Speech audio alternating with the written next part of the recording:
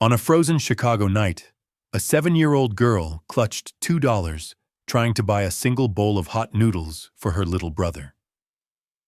She didn't ask for help. She asked for warmth. One man noticed, and that quiet moment rewrote everything they thought they'd lose forever. Winter pressed down on Chicago like a held breath. The wind slid between buildings and bit at exposed skin, sharp and deliberate, turning sidewalks into narrow corridors of hurry and avoidance. Inside a food hall near Old Town, warm light spilled out through glass panels fogged with steam and breath. The smell of broth, rich, salty, alive, drifted into the cold, like an invitation meant for someone else. Junie Wren stood just inside the entrance, small shoulders, tucked forward, gloved hands, clenched tight around 2 wrinkled dollar bills. She was 7 years old enough to know when money was not enough, old enough to know when not to ask loudly.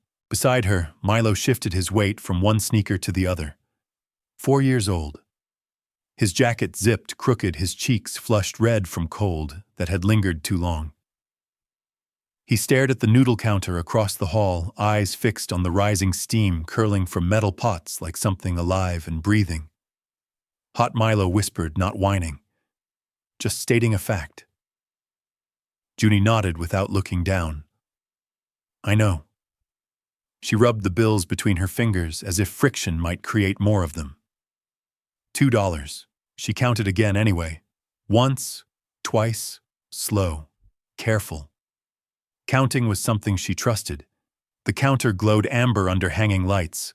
Bowls slid across stainless steel, ladles dipped. The sound of noodles hitting broth was soft, but unmistakable. Comfort poured out again and again. Junie took one step forward, then another. People passed behind them, boots crunching salt coats, brushing past eyes, sliding away politely. No one stared. No one stopped. That almost hurt more. Junie adjusted Milo's sleeve, tugging it down over his wrist, the way she'd seen adults do. She squared her shoulders, lifted her chin, and rehearsed the sentence in her head. Just something hot. Just enough. She did not look at the price board yet. She already knew it would hurt. The price board hung above the counter in clean white letters. Junie forced herself to look. $6 for a small bowl. She felt it before she understood it, the quiet drop in her stomach, the way hope doesn't shatter, but simply steps backward, embarrassed for trying. Her fingers tightened around the bills, instinctively pulling them closer to her chest, like they might escape. Milo leaned forward on his toes. Junie, he said softly, as if saying her name might change the numbers. It smells good. I know, she said again. She stepped closer to the counter. The woman behind it looked up with a gentle, practiced smile, the kind used for customers who knew what they wanted. Flour dusted her apron. Steam softened the lines around her face. What can I get you, sweetheart? The woman asked. Junie placed the $2 on the counter and smoothed them flat with both hands. She did it carefully, like they were important. She said. Her voice came out steady. She had practiced that part. A bowl of noodles, the smallest one. The woman's eyes flicked just briefly to the board above, then back to Junie. The smile stayed, but something else joined it, hesitation. That one's $6, she said gently. Not loud, not sharp. Junie nodded too quickly. Okay. She scanned the counter, the menu, the pots. Her eyes moved fast now, searching for a gap. Maybe less noodles, she tried. More broth is fine. Milo's fingers curled into her coat. He didn't cry. He just leaned in, quiet, and tired, like warmth was something he remembered instead of something he had. Junie bent slightly, blocking him from view. She pressed her forehead to his for half a second. It's okay, she whispered. I've got you. Then she looked back up. Can you make it smaller? She asked. I don't need the whole bowl. The space between them filled with steam and silence. Behind Junie, someone stopped walking. The food hall seemed to hold its breath. Behind the counter, the woman hesitated. Her hand hovered near the ladle, then stilled. Rules were rules. Rent was rent. She glanced once more at Junie's hands, small, steady, holding those $2 like an anchor. Before she could speak, a calm voice cut through the quiet. "How much for a full bowl?" Junie turned. The man stood a few steps back, tall, composed, wrapped in a dark navy coat that looked untouched by the cold. Snow clung lightly to his shoulders, already melting. He didn't look rushed. He didn't look curious. He looked present. $6, the woman replied. The man nodded once and reached into his wallet. Junie's heart jumped. "No," she said quickly. "It's okay. He shook his head gently. "Just once. Final but kind." "It's not charity," he said. His voice was low even. "It's dinner." He placed the money on the counter beside Junie's $2, not moving them, not covering them, just sharing the space. The woman moved, then relief softening her shoulders. The ladle dipped. Broth poured. Steam rose higher, thicker. A bowl slid forward full and warm, its surface shimmering. Junie froze when it was placed in front of her. Milo reached for it instinctively, small fingers trembling. She let him. He took one careful sip, then another. His shoulders dropped. The sound he made wasn't a word. It was release. The man watched without staring. He stepped back half a pace, giving room. "I'm Silas," he said, lowering himself slightly so he wasn't towering over Junie.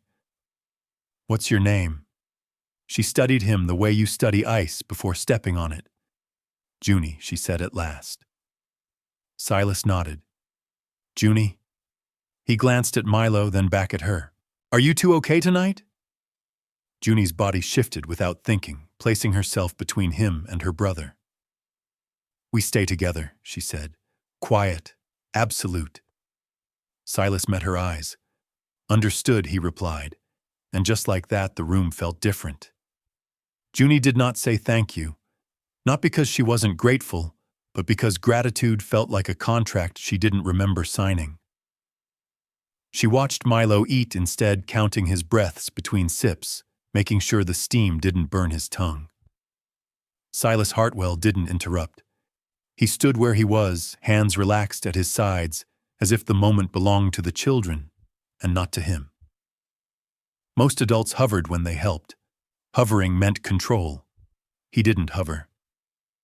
Milo slurped carefully, then looked up, eyes wide. "It's hot," he said again, this time with wonder instead of need. Junie nodded. "Slow," she reminded him. "Not fast." Silas smiled, not at Milo but at Junie, at the way she managed the world with instructions learned too early. "You did a good job asking," he said, not loud enough to draw attention. Junie stiffened. Praise was dangerous. Praise often came before expectations. She shifted her weight, one foot angled toward the exit. "Always know where the door is." Silas noticed. He adjusted without comment, stepping slightly aside so the path stayed clear. "I don't want to scare you," he said calmly. "I just want to make sure you're warm tonight." Junie's jaw tightened. "We are," she replied too fast. Silas nodded, accepting the answer as it was given. "Okay." Silence settled again, but this time it wasn't heavy. It was waiting. Outside, the glass snow began to fall harder, flakes catching the light like ash. Junie felt it in her bones, the way weather turned small problems into big ones. Silas glanced at the door, then back at Junie. "If it gets worse out there," he said, careful with every word, "would you want options?" Junie studied him. "Options don't take things," she said. "No," Silas replied. "They give them." She didn't answer, but she didn't leave. Milo finished half the bowl and leaned into Junie's side, warmth finally winning over hunger. His eyelids fluttered. The empty space inside him had quieted. Junie wiped his mouth with her sleeve, gentle, practiced. Then she picked up the bowl herself and took one sip. Just one. Enough to prove it was real. Silas watched, understanding more than she'd said. "Do you have somewhere safe tonight?" he asked. Junie's spine went straight. The question landed exactly where it always did. "We're fine," she said. Silas didn't challenge it. He crouched slightly, keeping distance, making himself smaller instead of bigger. "I'm not asking to take you anywhere," he said. "I'm asking because the weather's changing." As if on cue, the wind rattled the glass. A burst of snow slammed sideways against the windows. Junie felt Milo curl closer, instinctively seeking shelter. She swallowed. "If we go," she said carefully, "we go together." Silas nodded immediately. No pause, no calculation. "Together, and you don't touch him," she added. "I do." "Understood." Junie searched his face for cracks, false confidence, impatience, the kind of kindness that soured if it wasn't thanked enough. She saw expensive shoes, a clean watch, a man used to being obeyed. But she also saw something else. He was waiting. Waiting meant choice. Silas stood and gestured toward the door without moving closer. "There's a car outside," he said. "Warm? You can say no. You can walk away." Milo shifted, half asleep. "Cold," he murmured. Junie closed her eyes for half a second, just long enough to remember how far the nearest underpass was, how fast the snow would fill it. She opened them again. "If you lie," she said quietly, "I'll know." Silas met her gaze. "I won't." Junie took a breath. "Okay," she said. It wasn't trust. It was math.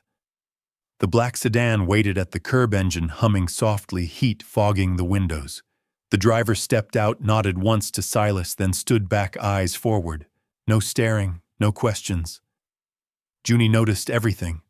Silas opened the rear door but didn't gesture for them to hurry. He waited until Junie moved first.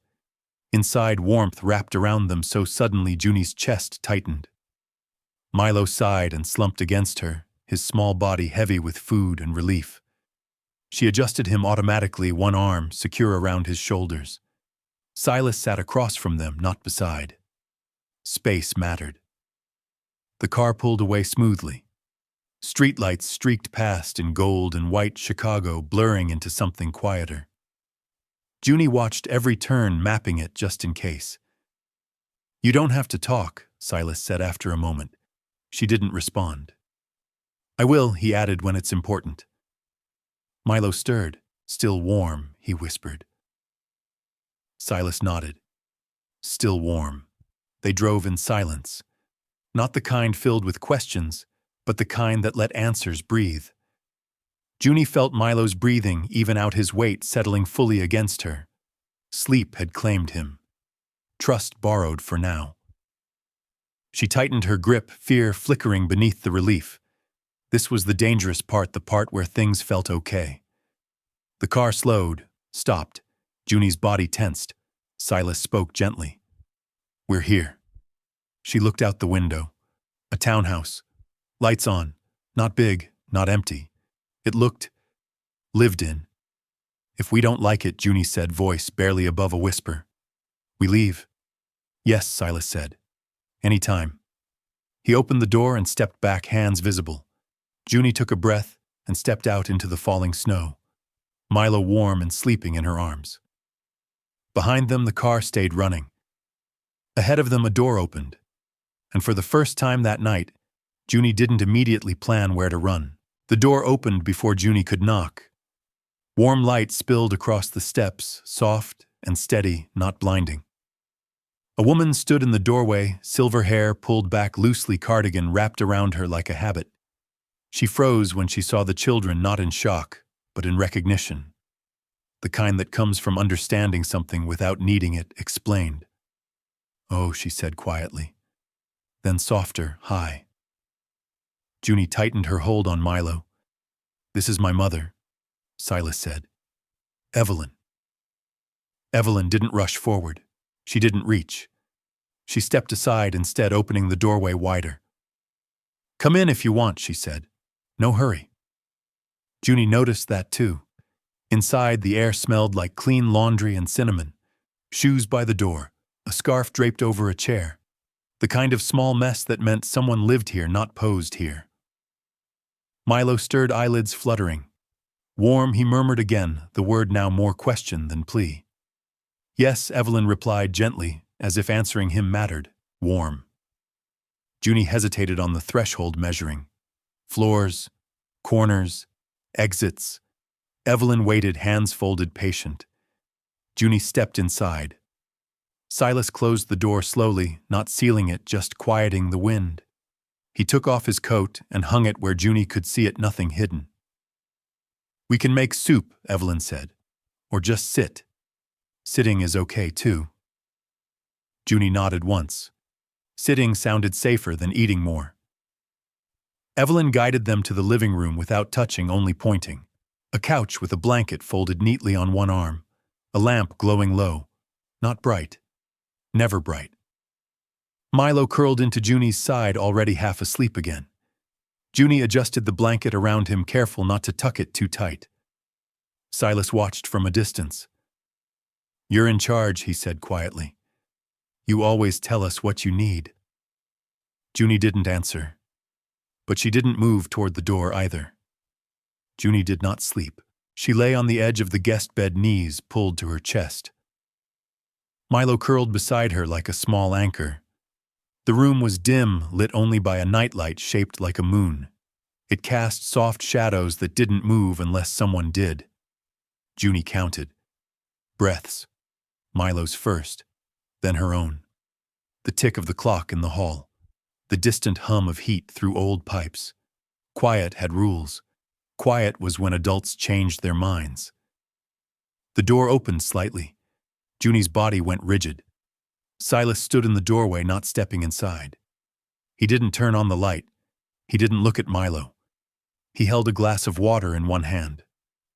For later, he whispered, setting it on the dresser near the door. "In case you wake up thirsty." He stepped back immediately, leaving the door open just enough to say nothing was locked. That's all he added. "Good night." Junie didn't respond. She listened until his footsteps faded. Her chest ached with something unfamiliar. Not fear, not relief, something in between. Downstairs, Evelyn poured tea into 2 cups. Silas leaned against the counter, rubbing his temples. "She's guarding him," Evelyn said softly. Silas nodded. "She hasn't stopped once." "That doesn't come from nowhere," Evelyn replied. Silas exhaled. "I know." Upstairs, Milo shifted in his sleep and mumbled Junie's name. She whispered back without opening her eyes. "I'm here." The words felt different here, less like a promise she had to defend. Junie didn't sleep deeply, but she slept enough to dream nothing big, just warmth and light and a bowl that never emptied. For the first time in a long while, she woke without immediately reaching for her shoes. Morning arrived quietly, as if afraid to be noticed. Junie woke sitting up, heart racing, then stilled when she saw the room again. The moon nightlight, the folded blanket. Milo still there, mouth open slightly, breathing slow and even. She let out a breath she hadn't known she was holding. Downstairs, the smell reached her before the sound. Eggs, toast, something warm and simple. Her stomach twisted, not with hunger but with caution. Food usually came with expectations. Junie helped Milo off the bed, straightening his shirt the way she'd seen parents do in parks. They walked down the stairs together, hand in hand. Evelyn stood at the stove, humming softly. She turned when she saw them and smiled, not wide, not overwhelming. Just enough. "Good morning," she said. "You slept?" Junie nodded. He did. Evelyn accepted the correction. At the table, Silas sat without his jacket sleeves rolled up, a children's plate already set in front of Milo. Eggs cut small, toast buttered thin. Junie stopped at the doorway. "You don't have to eat," Silas said immediately. "But it's here if you want." That mattered. Milo climbed into the chair and ate like someone racing a memory fast, then slower, then smiling. When no one took the plate away, his shoulders dropped. Junie ate carefully, watching everything. After breakfast, Evelyn spoke gently. "We'll find you warmer coats today." Junie's fork paused midair. "We don't have money." "I do," Evelyn replied. "We'll pay it back." Evelyn met her eyes. "Someday, maybe. Today, you're kids." Silas cleared his throat. "There's something else," he said carefully. I need to make a call. To someone whose job is to help kids stay safe. Junie's body tensed. Police, no, he said quickly. A social worker. Junie nodded once. She didn't trust it, but she didn't run. Outside, the city woke up. Inside, something fragile tried to become normal, and Junie for the first time let herself sit with her back to the door. Silas waited until Junie and Milo were settled in the living room. Cartoons played softly on the television, bright colors, simple laughter. Milo leaned against Junie's side, holding a pillow like it was something valuable. Junie watched the screen without really seeing it, her attention split between sound movement and the hallway behind her. Silas stood near the doorway, phone in hand. I'm going to step into the study, he said, not whispering, not hiding. I'll be right there. Junie nodded, but her shoulders tightened. Calls were when things changed.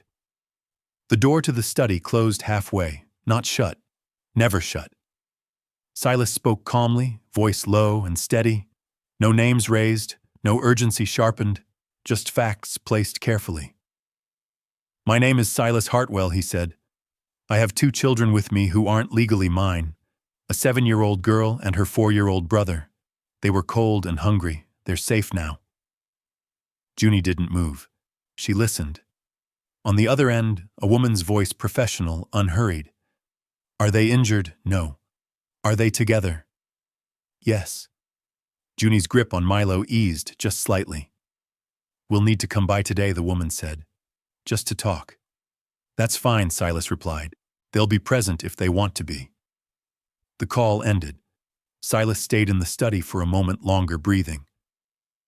When he stepped back into the living room, Junie was already standing. You called them, she said. Yes. Her face went pale, then hard. Are they going to take us? Silas lowered himself to one knee, keeping space between them. They're going to ask questions, he said honestly. Their job is to make sure kids are safe, not to punish. Junie shook her head once. That's what they say. I know, Silas replied. That's why you don't have to answer anything you don't want to. Milo tugged at her sleeve. Cartoon. Junie swallowed and sat back down, pulling him close. I don't lie, she said quietly, eyes never leaving Silas. I just don't tell everything. Silas nodded. That's okay. The television laughed. Outside, a car slowed too long before moving on, and just like that, the quiet felt watched. Carmen Lee arrived without sirens, without urgency. She wore a simple coat, flat shoes, and a face that knew how to listen before it judged. When Evelyn opened the door, Carmen introduced herself, calmly, badge visible but not waved. Thank you for calling, she said to Silas. Not everyone does. Junie stood halfway behind the couch. Milo tucked himself under her arm automatically. Carmen noticed but didn't comment. She crouched instead, keeping her voice gentle. Hi, I'm Carmen. I talk to kids to make sure they're okay? Junie didn't answer. That's all right, Carmen continued. You don't have to talk if you don't want to. If you do, I listen. They sat at the kitchen table. Papers stayed closed. Evelyn poured tea. Silas remained quiet unless spoken to. Carmen started small. Name's Junie Wren. Junie said clearly, This is Milo. Ages 7, 4. Do you like noodles? Carmen asked Milo. He nodded seriously. Hot ones. Junie watched Carmen's hands the whole time. They moved slowly, predictably. Where have you been staying? Carmen asked gently. Junie hesitated, then shrugged. Different places. Carmen nodded and wrote that down. Not fast, not dramatic. Who takes care of you? Junie answered without thinking. I do. The room stilled. Carmen didn't react. She closed her notebook carefully. That sounds like a lot, she said. Junie's jaw tightened. I'm good at it. I believe you, Carmen replied. But kids shouldn't have to be. Junie flinched, not in fear, but in recognition. Carmen turned to Silas. I'll need to speak with you privately. In the study, Carmen folded her arms. They're bonded, she said plainly, strongly. I know, Silas replied. This won't be simple, Carmen continued. Temporary placement, reviews, court oversight? I'm not afraid of paperwork, Silas said. Carmen met his eyes. I wasn't talking about paperwork. When she left the study, Junie was waiting at the doorway. Are we in trouble? Junie asked. Carmen shook her head. No, you're being seen. Junie absorbed that slowly, like a language she was still learning. The news didn't come with cameras. It came with phone calls. Silas's phone buzzed once, then again. He turned it face down. Outside, a car idled across the street longer than necessary, then rolled on. Junie felt it before anyone explained it. The way the air tightened, the way Evelyn moved faster, closing curtains without making a sound. People know, Junie said quietly. Yes, Silas replied. And that's not fair. Later that afternoon, Carmen returned with a thicker folder. She sat carefully, as if the chair itself mattered. There's pressure, she said. From outside parties. Junie's fingers curled into Milo's sleeve. They're questioning placement stability, Carmen continued. Does that mean Junie started? It means we have to follow procedure very carefully, Carmen said. I don't want you scared. I want you informed. Junie stood abruptly. They're going to split us. No, Silas said immediately. Not today, Carmen added, but we need to be honest about fears. Junie laughed once, sharp and small. Everything good gets taken. Silence followed. That night, Junie packed again, not loudly, not dramatically. She folded the borrowed sweaters, lined up Milo's socks, placed the empty noodle container on top like a marker. Milo watched without speaking. When Silas found them by the door, coats half-zipped, something in his chest broke cleanly. You don't have to leave, he said. Junie didn't turn around. We know how to go. Silas knelt beside her. You don't have to protect me. She finally looked at him. I'm protecting him. Silas took a breath. Whatever happens, he said, steady and certain, I will not disappear. Junie searched his face for lies. She didn't find one. Still, she didn't unpack. Not yet. The first camera never showed its face. It stayed inside a car across the street, engine idling, lens barely visible behind tinted glass. It didn't flash. It didn't rush. It waited. Junie noticed anyway.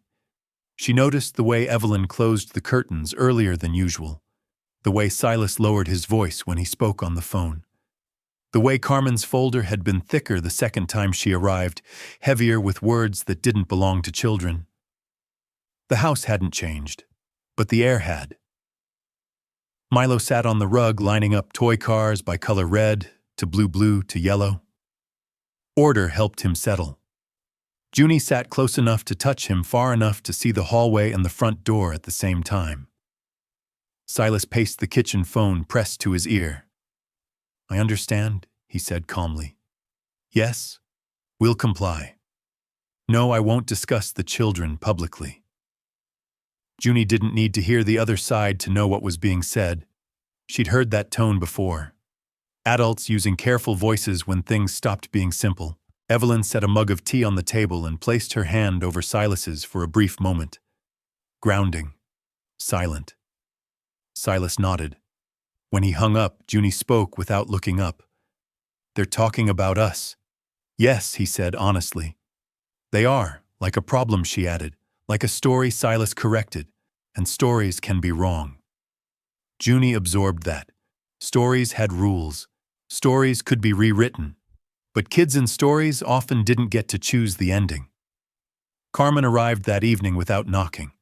Evelyn opened the door as if she'd been expecting her. I wanted to check in before tomorrow, Carmen said. There may be an emergency review. Junie's fingers stilled on Milo's shoulder. Review, she repeated. It's not a trial, Carmen said quickly. It's a safety check. A judge makes sure we're doing the right thing. Do they ask kids questions? Junie asked. Yes, Carmen replied. But you won't be alone. Junie nodded once. She didn't like it, but she understood it. Understanding had always been her shield. That night, she didn't sleep at all. She sat on the floor beside Milo's bed, back against the wall, listening to the house breathe. Pipes ticking, wind shifting, Evelyn's footsteps once soft checking in without entering. Junie replayed every version of tomorrow she could imagine. Versions where they stayed. Versions where they were thanked and sent away politely. Versions where adults said it's for the best. She packed Milo's backpack silently. Socks, his favorite sweater, the toy car he slept with tucked into the front pocket. Preparation was comfort. When Silas passed the hallway later and saw the bag by the door, his chest tightened. Junie met his eyes. Just in case, she said. Silas didn't argue. He only said, "Whatever happens tomorrow, I'll be there." Junie believed he meant it. She just didn't know if meaning was enough. Morning came sharp and bright snow, reflecting light back into the house like a mirror. Junie dressed Milo slowly, fingers careful with buttons and zippers, as if taking her time could slow the day itself. Milo didn't resist. He sensed the weight in the air, even if he couldn't name it. "Where are we going?" he asked. "To talk," Junie said. "With Noodles?" he asked hopefully. She smiled despite herself. "Maybe after." They sat in the living room waiting for Carmen. Cartoons were on volume low. Milo leaned against Junie's side, half watching, half dozing. Silas sat across from them, elbows on knees, hands clasped. When they asked questions, he said gently, "You can tell the truth you're comfortable carrying." Junie nodded. "I don't tell everything." "I know," Silas said. "That's okay." The doorbell rang. Junie flinched despite herself. Carmen entered alone this time, coat already unbuttoned. "The judge asked to hear from you today," she said. "Just briefly." Junie stood. Her legs felt too light. The building downtown was quieter than she expected. Beige walls, soft lighting, no shouting, no raised voices. The courtroom itself was smaller than TV made it seem. Almost ordinary. That scared her more. Silas sat behind them, close enough to feel, far enough to let her stand on her own. Across the room, two adults sat stiffly, Silas's father and sister. Junie didn't know their names yet, but she recognized the look that weighed costs. The judge entered. Everyone stood. Words began, formal words, concern words, stability, resources, oversight. Junie's foot swung slightly above the floor. Milo kicked his legs gently, unaware. Then the judge looked down at her. "Junie Wren," he said kindly. "Do you want to say anything?" The room went very still. Junie stood. She didn't look at Silas's family. She didn't look at the walls. She looked at the judge. "I had $2, she began. Her voice didn't shake. "I wanted to buy my brother a bowl of noodles. Something hot. I thought if it was hot, he'd stop shaking." A murmur rippled through the room. The judge lifted a hand. Silence returned. "Mr. Hartwell didn't take my brother from me," Junie continued. "He stood next to me. He asked before he helped." She swallowed. "They say he's too attached," she said.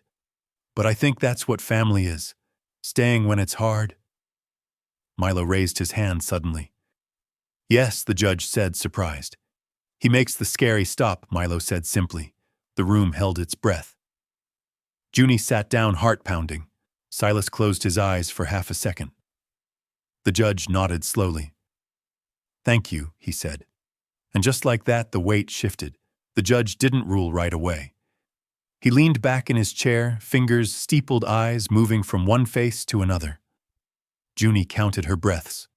Milo counted ceiling tiles. Silas's father sat perfectly still, jaw tight. His sister's fingers pressed into her folder, nails white. This court, the judge said, finally exists to serve the best interests of children. Junie's chest tightened. "You've carried responsibility beyond your years," he continued, looking at Junie. "That is not something this court wishes to reward or require any longer." Junie blinked. The judge turned to Silas. "Resources alone do not make a guardian." Silas nodded once. Understood. But conduct does the judge finished. Silence fell like snow. Effective immediately, the judge said temporary guardianship will remain with Mr. Hartwell pending further review. The siblings will not be separated. The words landed heavy and real. Milo gasped. We stay. Junie pulled him close breath, leaving her in a rush she couldn't control. She nodded, unable to speak. Silas didn't smile. He didn't cheer. He simply sat very still, as if afraid the moment might shatter if he moved too fast.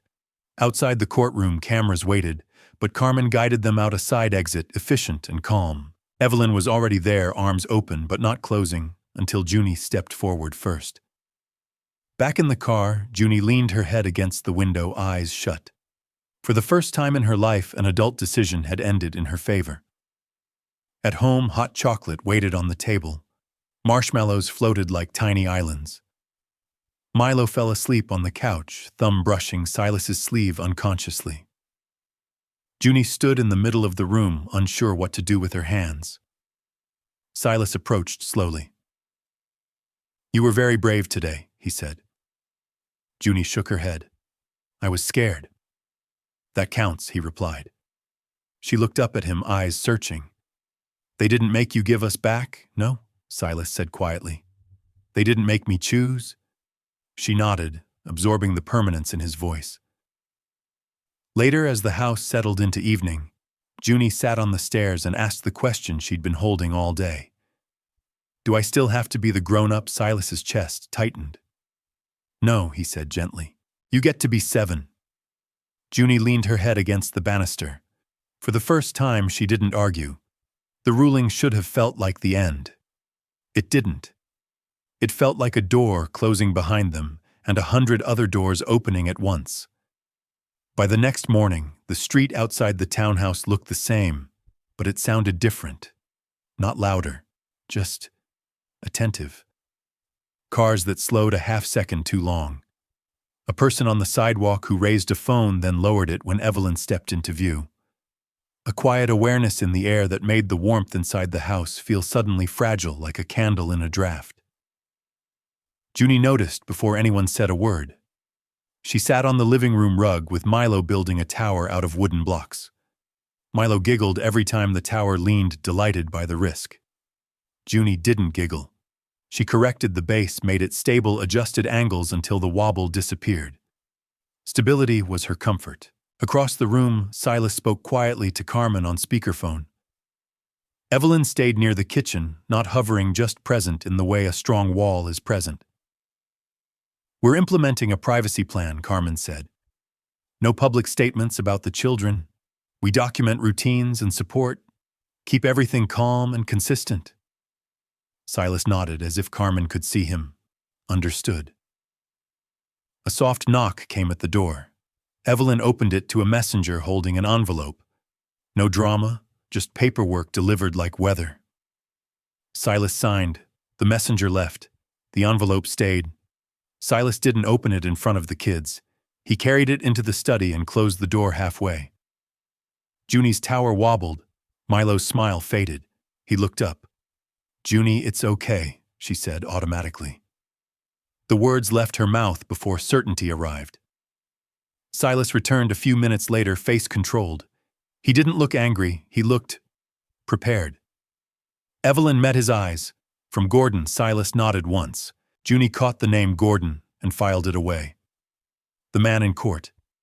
The man whose face never softened. Silas sat at the table and exhaled slowly. They're asking for additional review, he said to Evelyn. More hearings? More oversight?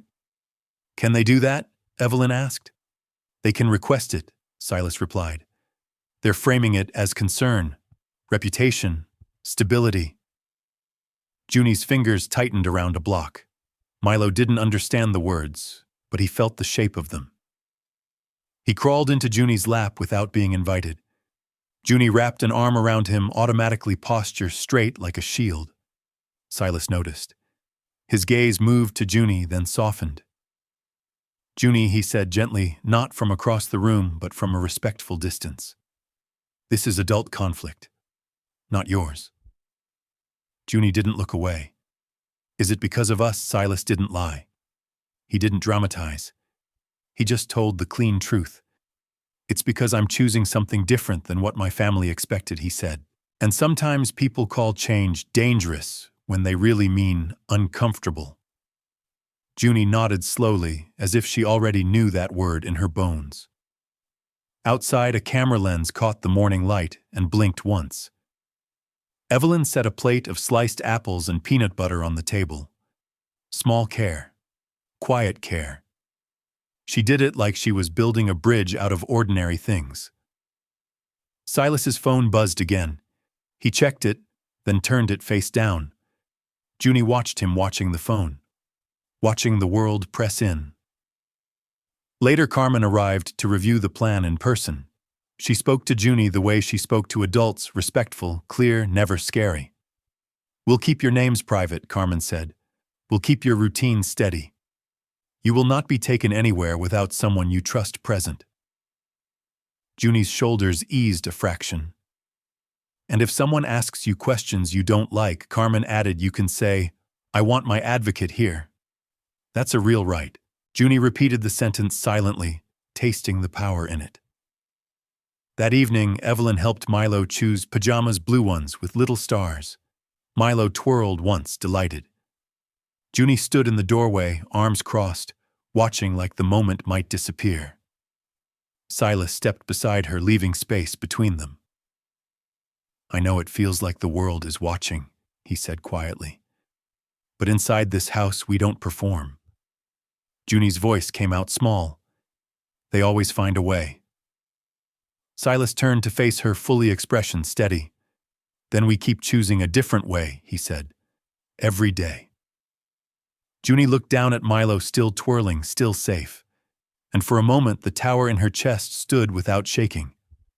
Junie began packing again the next day. Not because anyone told her to. Not because she wanted to leave. Because leaving early had always hurt less than being told to leave later. She waited until Milo was busy coloring at the kitchen table with Evelyn, thick crayons, rounded edges, colors that didn't have sharp points.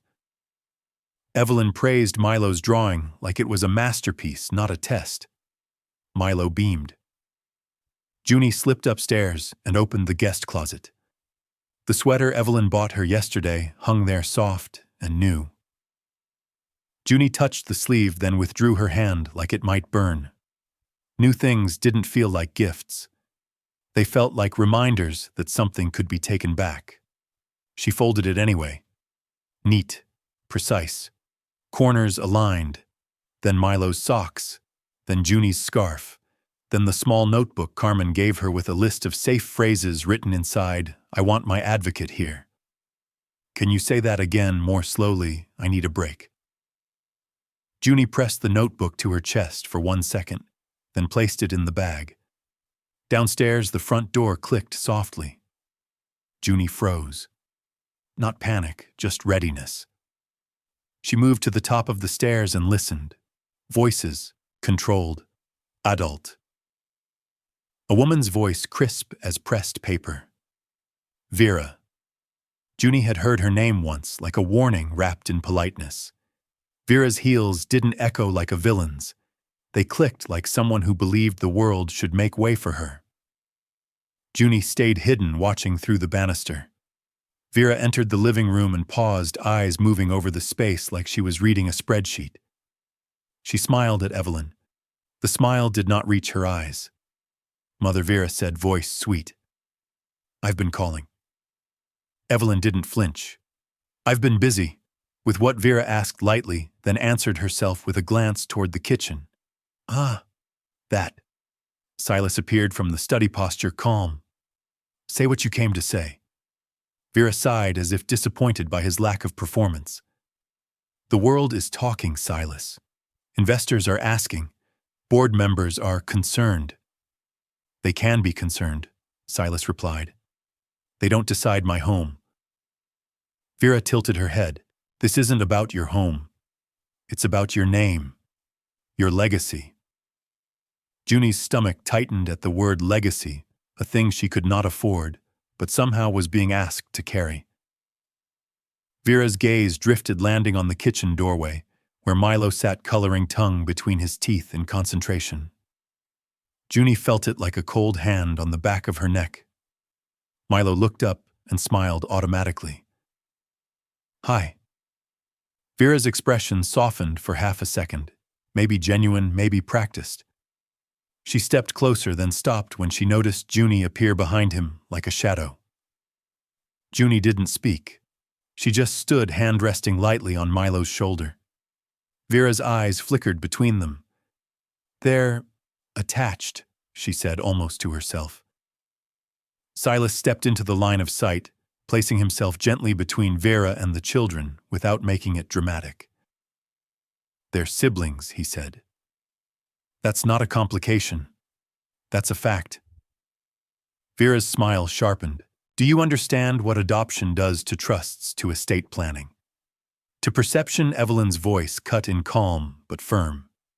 "Children aren't paperwork." Vera laughed softly. "Everything is paperwork. You just choose which kind you can tolerate." Junie felt Milo's small hand find hers under the table. Silas's voice lowered. "You're not here to help. You're here to pressure." "I'm here to prevent you from making a mistake you can't undo," Vera replied. "Father is prepared to withdraw support." Silas didn't blink. "Then he withdraws it." Vera's composure cracked just a hairline. "You would choose strangers over your own blood." Junie's throat tightened. She stepped forward before she meant to. "We'll go," Junie said, voice shaking but clear. "If that fixes it." The room stopped. Milo looked up at her, confused. "Go where?" Evelyn moved instantly, kneeling beside Junie, not grabbing her, just anchoring her with presence.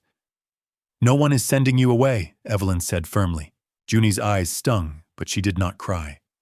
Crying made adults uncomfortable. Uncomfortable adults made decisions. "I don't want to ruin things," Junie whispered. "He'll lose everything." Silas's face changed. Then something broke open behind the control. "You didn't ruin anything," he said, voice steady but raw. "You revealed it." Vera exhaled sharply. "This is exactly what I mean," she said, irritated now. "Children making adult statements." Silas turned fully toward her, and his tone went cold, not cruel, just final. "You don't get to frighten them to prove a point," he said. "Leave." Vera stared at him, stunned by the boundary. Then she gathered her coat, composure returning like armor. "We'll see what the court says," she murmured and walked out. The door closed. Junie's knees went weak. Milo climbed into her lap and wrapped his arms around her neck. "Don't go," he whispered, tiny and certain. Silas knelt beside them, careful, patient. "Junie," he said softly, "look at me." She did. "I already chose," Silas said. "Not because it's easy, because it's right." Junie's mouth trembled, and for the first time she let her forehead rest against his chest just for a second, like a child who didn't have to hold herself up alone. That night, Junie couldn't sit still. The house was quiet, but Junie felt the vibration of adult conflict under the floorboards like distant thunder. Carmen's words replayed in her mind. Review, procedure, pressure. Vera's eyes replayed too, how they had touched Milo like a number on a page. Junie went upstairs and packed faster this time. Not neatly, efficiently. Shoes, Milo's star pajamas, the notebook, the scarf, the small toy car Milo always slept with. She folded a note in half, then in half again, the way she'd seen Evelyn fold napkins. "We'll be okay. Don't look right away." She didn't sign it. Signing felt like giving away a piece of herself. Milo rubbed his eyes, waking when she lifted him gently. "Walk?" he asked, sleepy. "Just early," Junie whispered. "Quiet." He nodded because Milo trusted Junie the way the sky trusts morning. They moved to the front door. Junie's hand touched the knob. Cold leaked in through the seam like an honest truth. "Junie." She froze. Silas stood at the foot of the stairs, fully dressed, keys in his hand. His hair was slightly mussed, as if he'd been awake for hours. His face wasn't angry. It was tired, determined. "I knew," he said softly. Junie didn't turn around. "I can't let them split us." "They won't," Silas replied. "You don't know," that Junie's snapped voice cracking for the first time. "You don't know what it's like to be counted, sorted, told you're safe right before someone decides you're not." Silas walked toward her, slowly stopping a few feet away. He didn't block the door. He didn't reach for Milo. He knelt. "You're right," he said. "I don't know that feeling." Junie's breath hitched. Tears came hot and sudden, not a flood, just proof she was still a child under all the planning. Silas continued, voice gentle. "But I do know this, you don't have to disappear to be safe." Junie shook her head. "Running is the only thing that ever worked." Silas nodded as if that made sense, as if her logic wasn't a flaw, but a map she'd been forced to learn. "Then let's change what works," he said. Milo yawned, pressing his cheek into Junie's shoulder. "Stay," he murmured, not sure who he was talking to. Maybe both of them. Silas's eyes softened. Junie stared at him, searching for the lie. "What if they make you choose?" she whispered.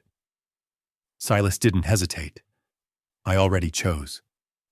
The sentence landed differently than promises usually did. It wasn't dramatic. It wasn't loud. It was flat as winter and heavy as stone. Junie's knees buckled. She sank onto the bottom step, Milo still in her arms. And then the sob broke through, not loud, not messy, just the sound of a door finally opening inside her chest after years of being locked. "I'm scared," she admitted. Silas stayed kneeling, not touching, until she leaned in first. "I know," he said. "Me too." Junie pulled back, wiping her face with her sleeve, embarrassed by the proof of softness. "I don't want to be brave today," she whispered. Silas's voice was gentle. "You don't have to be. I will."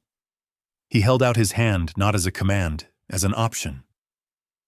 Junie stared at it.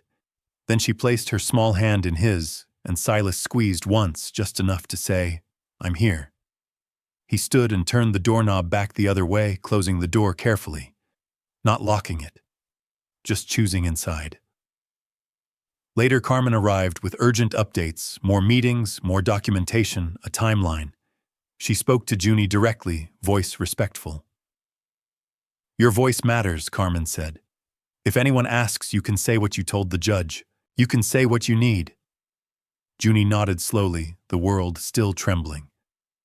Milo climbed onto the couch and patted the cushion beside him.